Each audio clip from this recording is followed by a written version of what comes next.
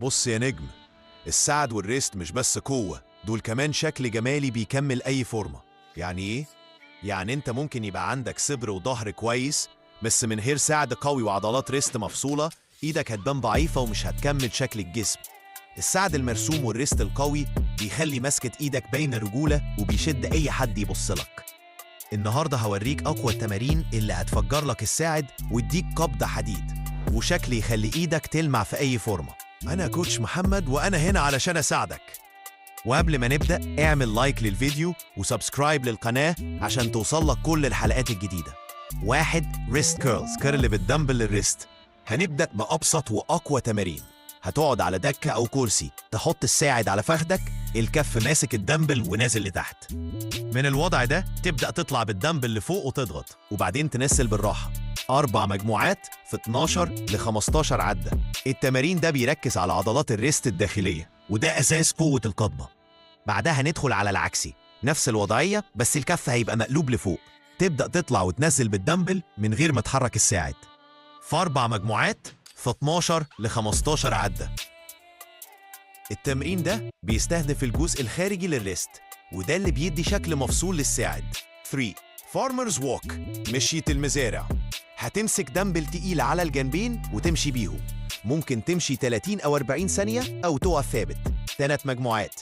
ده تمرين شامل بيولع الساعد وبيخلي مسكة إيدك أقوى من أي وقت.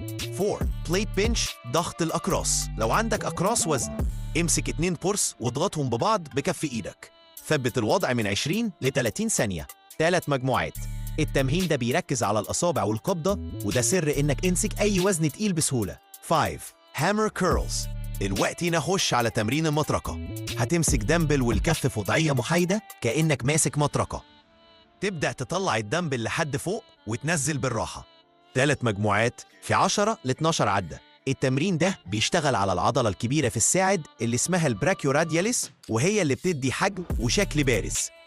ريست رولر، تمرين البكرة. التمرين ده مولع. هتمسك عصاية مربوطة بحبل وفي آخره وزن.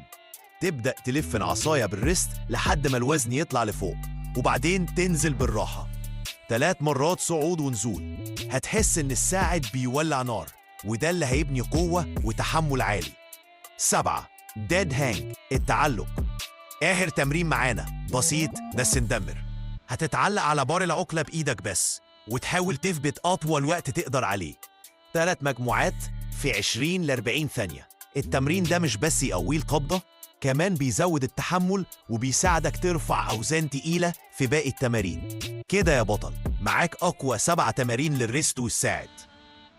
لو عايز قبضة حديدية وشكل ساعد يخلي إيدك مفصولة وجامدة، لازم تدخل التمارين دي في برنامجك. جربهم لمدة شهر وارجع قول لي في الكومنتات إيه أكتر تمرين حسيت بيه. ما تنساش تعمل لايك وسبسكرايب للقناة عشان نكمل مع بعض في سلسلة التمارين اللي هتغير شكل جسمك 100%.